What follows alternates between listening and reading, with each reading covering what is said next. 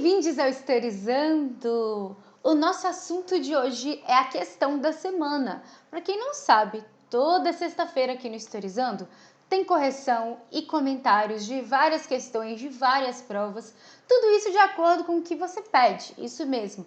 Através dos seus comentários é que eu sei quais questões você quer ver aqui, quais provas você quer ver aqui, e com a prova da Unesp se aproximando, eu resolvi fazer correção de questões sobre a Unesp.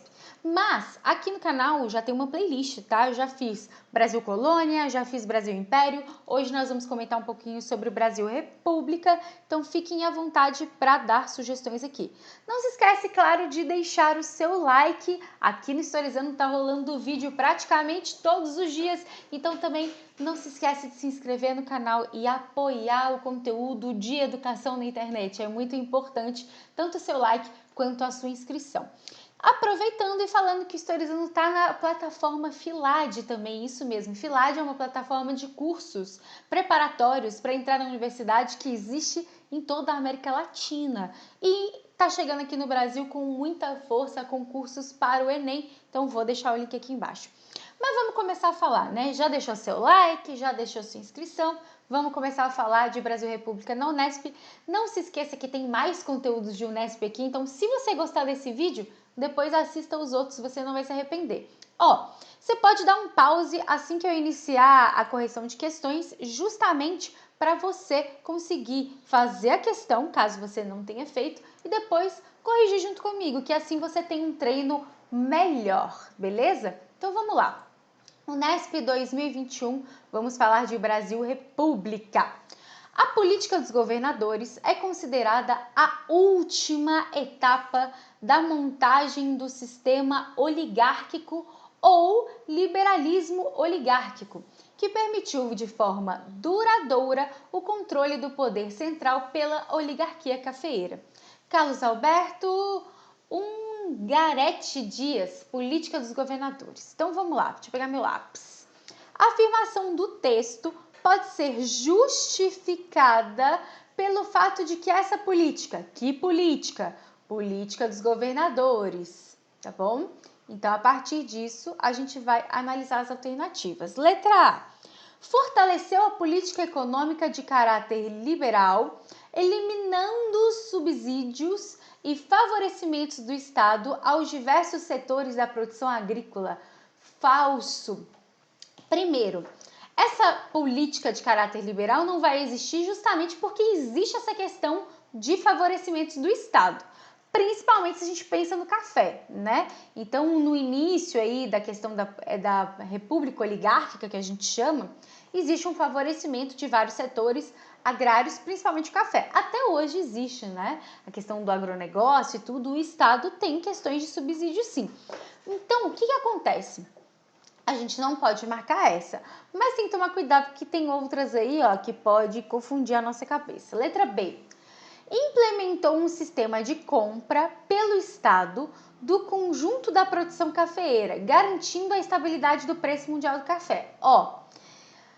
Eu tenho certeza que muita gente marcou essa e ainda pensou assim, e eu tô fazendo comentário, então ainda vai pensar assim junto com o meu comentário. Uai, Tati, você acabou de falar que teve subsídio do Estado, né? Então, é essa, só que tem que tomar cuidado. A pergunta é sobre o quê? É sobre o que a gente está falando? A política dos governadores, né? Então, é claro, existe questões de apoio, de clientelismo, de troca de favores? Existe. Mas a gente aqui está falando de outra questão.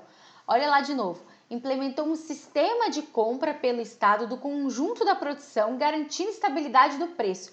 Isso aqui é a política dos governadores? Não. Isso aqui é o convênio de Taubaté.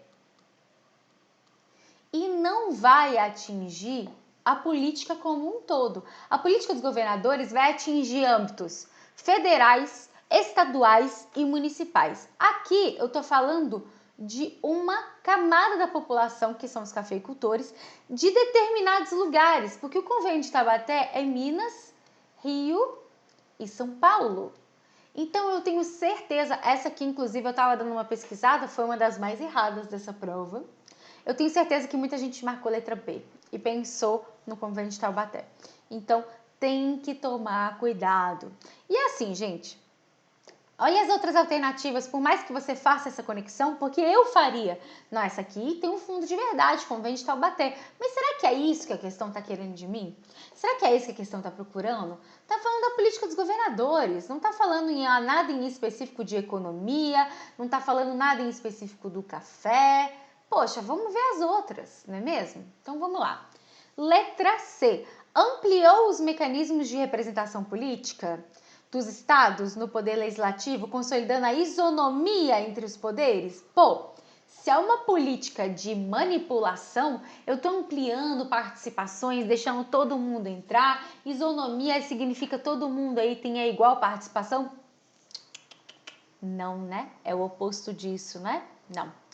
Inaugurou um período de ampliação da influência dos setores rurais na política nacional, neutralizando a força política. Nossa, não. Primeiro, inaugurou um período dos setores rurais com influência na política? Claro que não, né, gente? Desde o período colonial, os setores rurais têm influência na política. Ah, Tati, mas período colonial é coroa portuguesa, que faz política só coroa portuguesa? Não tem os chamados homens bons, aquela coisa toda, senhores de engenho, os particulares com incentivo? Vamos lá, não vamos generalizar. Existe a relação colônia-metrópole, mas existe política sendo feita na colônia sim, tá? Não dos moldes e formatos como a gente conhece hoje, mas existe.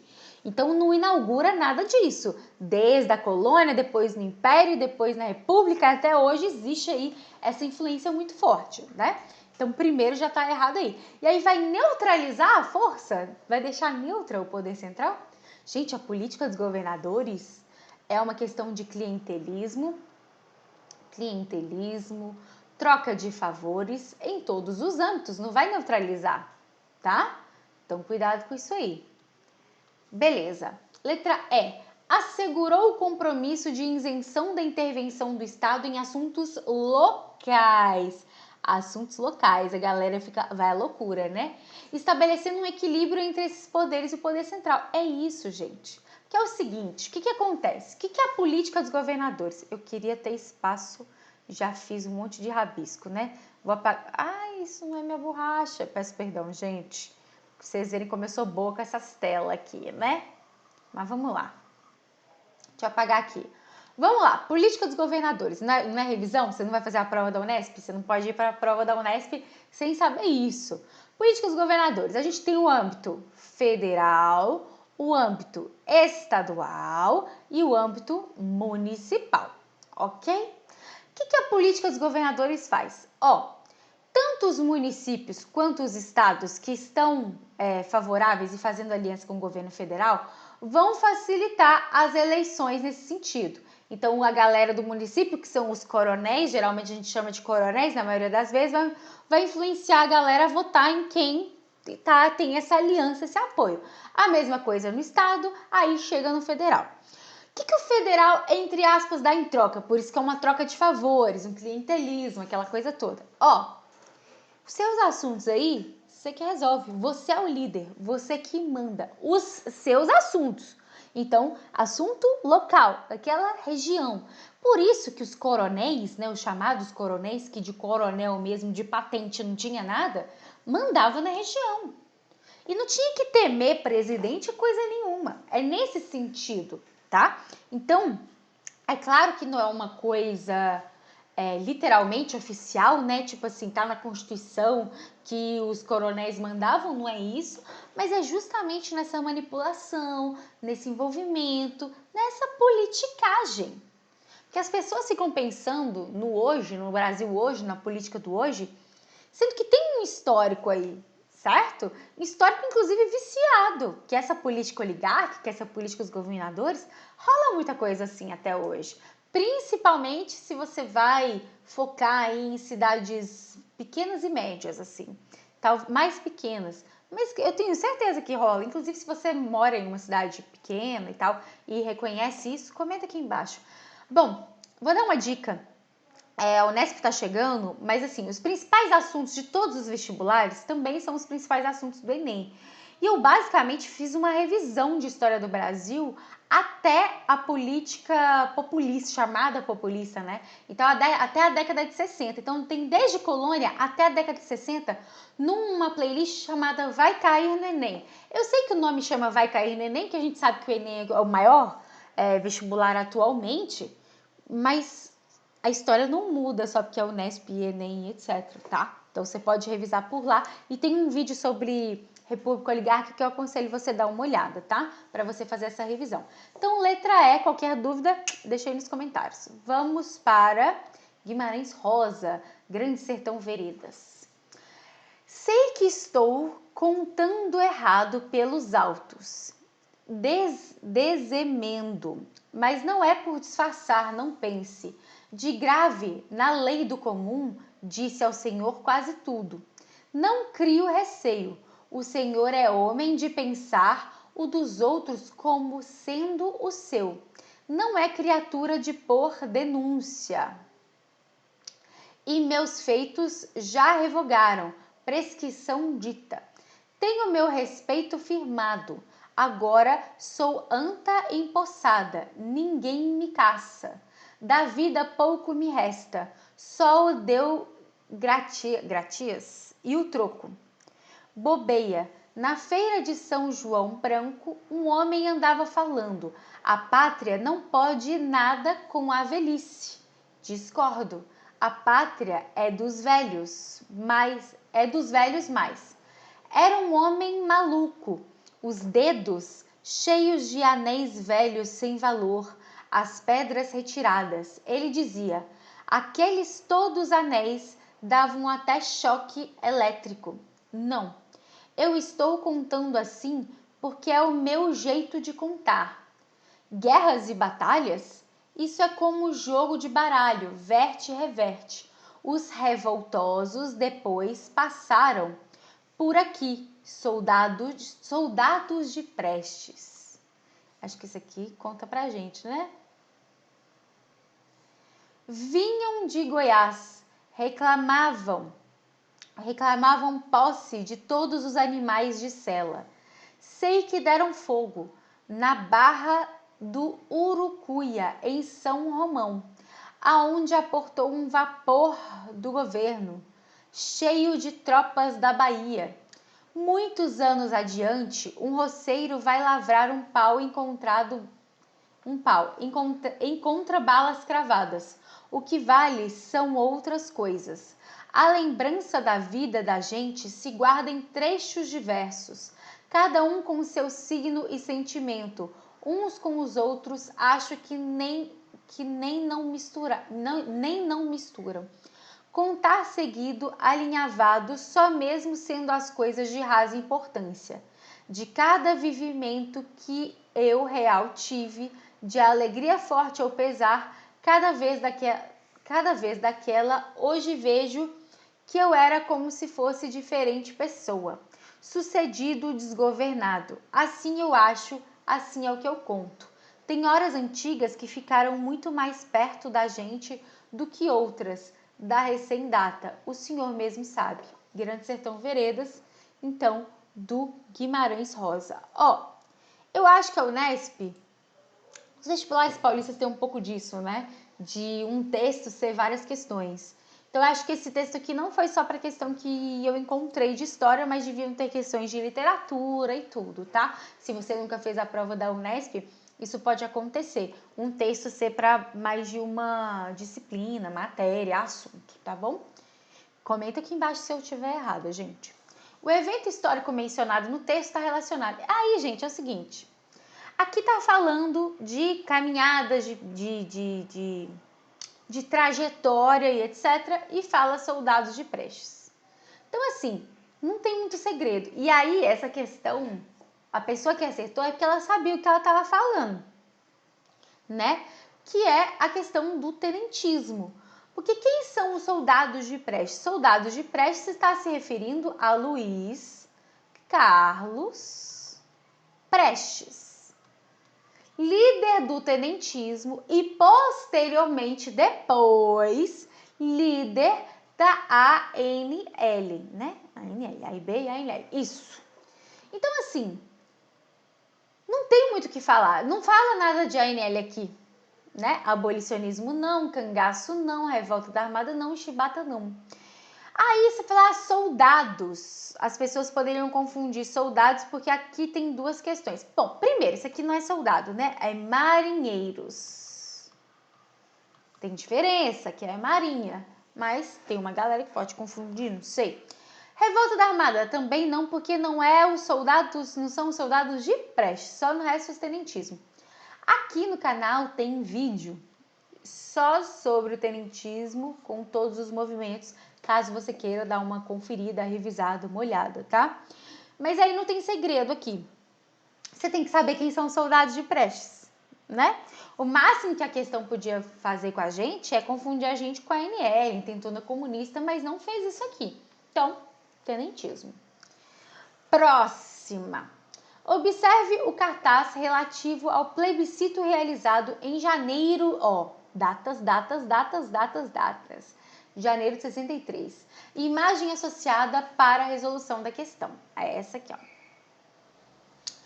Cartaz alude à situação histórica brasileira marcada por, primeiro, sabemos a data, janeiro de 63. Então, estamos no período chamado aí por muitos de populista, não sou muito fã de chamar de populista.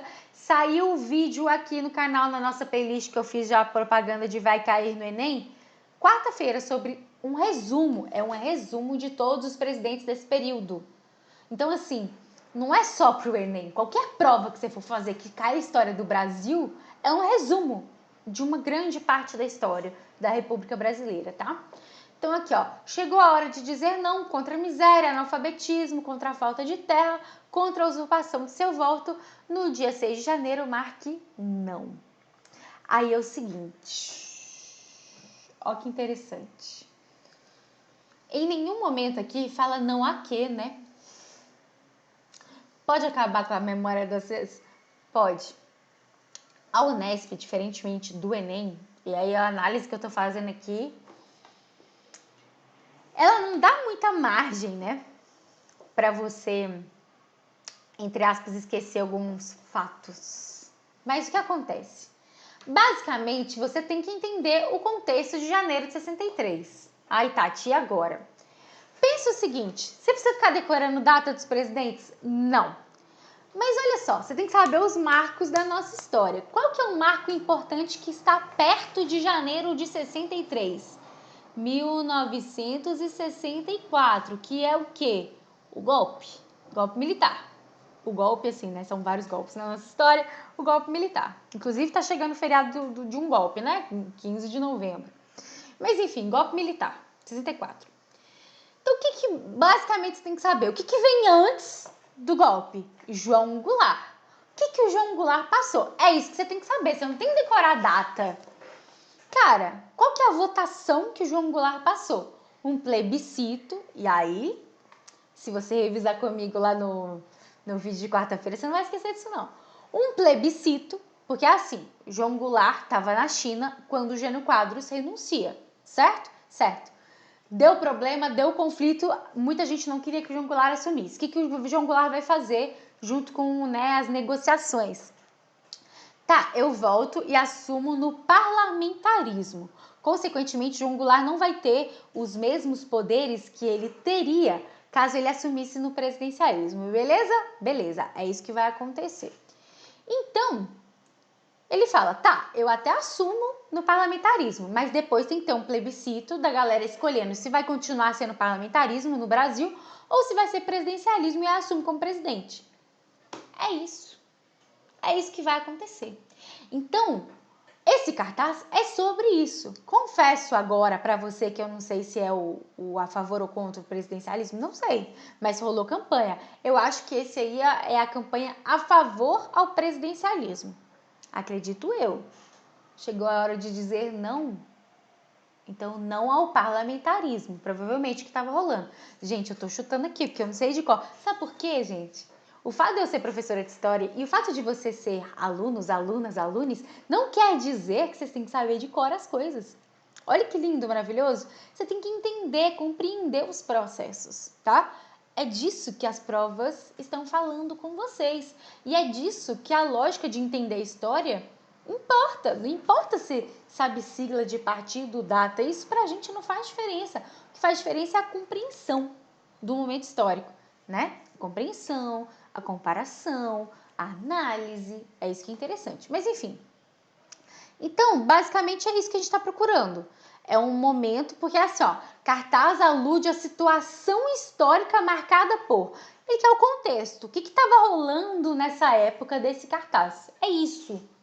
Então, você não precisa nem saber se o cartaz está contra ou a favor, mas é isso que você tem que saber, tá? Então, olha lá. Estabilidade política é tudo menos uma estabilidade política, né? Porque você tem renúncia, você tem China, você tem Guerra Fria, você tem João Goulart no caos, aquela coisa toda. Estabilidade política, não. Crescimento da economia e baixas taxas de inflação também não, pelo contrário. João Goulart, quando ele assume e consegue ser presidente no presidencialismo, ele vai criar o plano trienal justamente na tentativa da inflação baixar. Então, não é isso. Renúncia presidencial? Sim, né? Jânio Quadros renunciou. Debate sobre o sistema de governo? Sim, se é parlamentarismo ou presidencialismo. Projeto de reforma social? Sim, que é a reforma de base, né? Então, aqui, ó, não tem escapatória, você tem que saber o contexto. Tem que saber de cor? Não. Tem que saber o contexto, o que estava rolando, o que estava acontecendo. B de bola no nosso gabarito, vamos para as outras. Ascensão de governos conservadores? Não, né? Porque você tem o João Goulart tentando assumir aí a situação. Despolitização da sociedade, abolição de... gente, despolitização não vai ser. Você tá tendo cartaz, você tá tendo campanha aqui, né? E a abolição das leis... Abolição é foda. Abolição, tipo, acabou de vez. Não. De leis trabalhistas, não. Inclusive, João Goulart vai ser o responsável por ampliar as leis trabalhistas pro campo, né? Que a galera coloca tudo nas costas do Vargas, tem nada de costas do Vargas, não. Deposição do presidente da República, não é deposição, ele que renuncia, Jânio Quadros que renuncia. Privatização de empresa, nossa, neoliberalismo, privatização de empresa, tá confundindo com a década de 90, a gente tá na década de 60, tá? Autoritarismos governamentais, restrições à liberdade de expressão, tá confundindo, olha... Galera, o que um ano não faz diferença? 64 você tem que saber que foi 64, o golpe militar? Tem. Se você confunde com 63, olha o que você pode fazer aqui, ó. Marcar a letra E, mas a letra B de bola. Suave, tranquilo, tranquila, tranquilis. Então vamos para a próxima. Música do Chico Buarque. Vou voltar, sei que ainda vou voltar para o meu lugar. Inclusive, antes de gravar essa aula, eu escutei a música, mas eu não vou cantar para vocês, mesmo porque não pode aqui no YouTube, né? Para o meu lugar, foi lá e é ainda lá, que eu hei de ouvir cantar uma sabiá. Cantar uma sabiá. Vou voltar, sei que ainda vou voltar. Vou deitar à sombra de uma palmeira que já não há. Colher a flor que já não dá. E algum amor talvez possa espantar as noites que eu não queria e anunciar o dia. Vou voltar, sei que ainda vou voltar, não vai ser em vão que fiz tantos planos de me enganar, como fiz enganos de me encontrar, como fiz estradas de me perder, fiz de tudo e nada de te esquecer. Bonita música, olha o contexto, a canção Sabiá, de Chico Buarque e Tom Jobim, foi apresentado no 3º Festival Internacional da Canção em setembro de 68. Olha o contexto. Agora nós estamos falando de ditadura. 1964 a 1985. Aí, Tati, você decorar a data. É importante saber os marcos da história do seu país.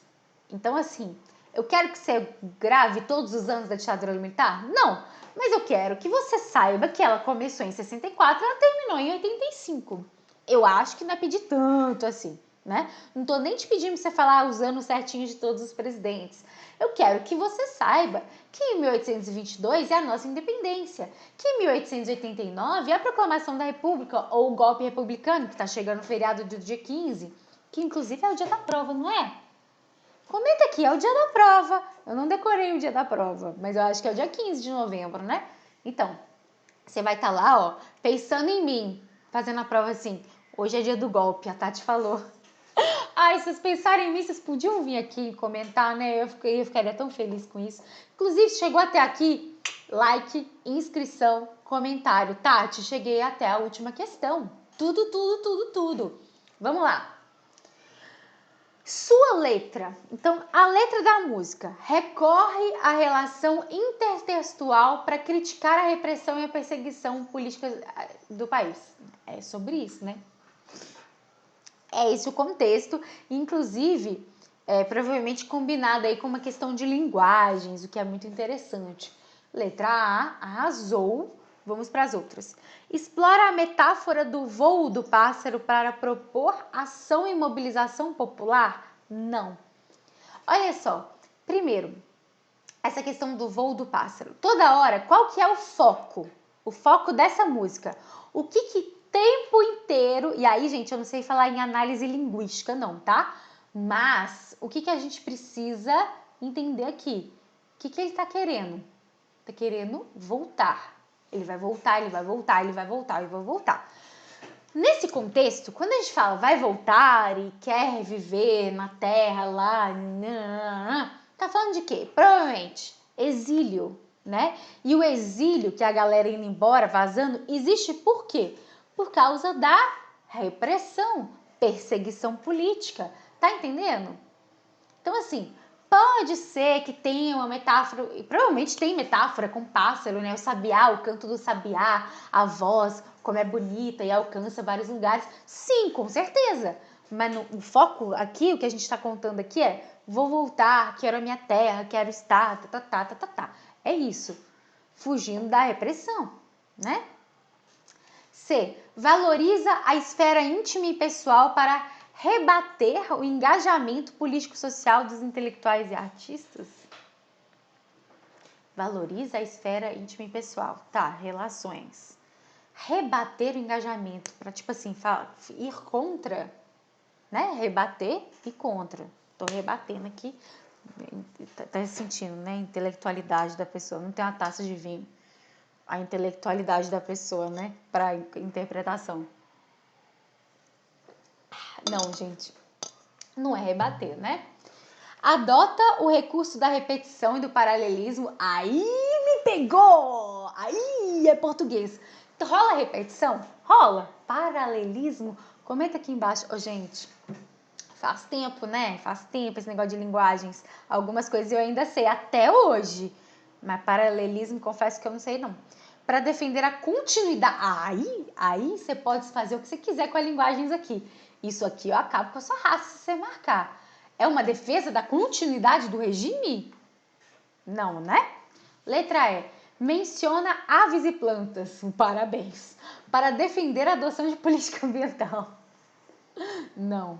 Não tô falando que o Chico era contra, mas não é a intenção da música. Letra A de ai meu Deus, eu não vou morrer sozinha. Vocês conhecem essa música do João? Ai meu Deus, eu não posso cantar no YouTube. Eu gosto do João, gente. Eu gosto. Você gosta de João? Enfim, se gosta de João ou não, se gosta de Chico Buarque ou não, se inscreve nesse canal, me dá essa moral. Fala, Tati, cheguei até a cantoria.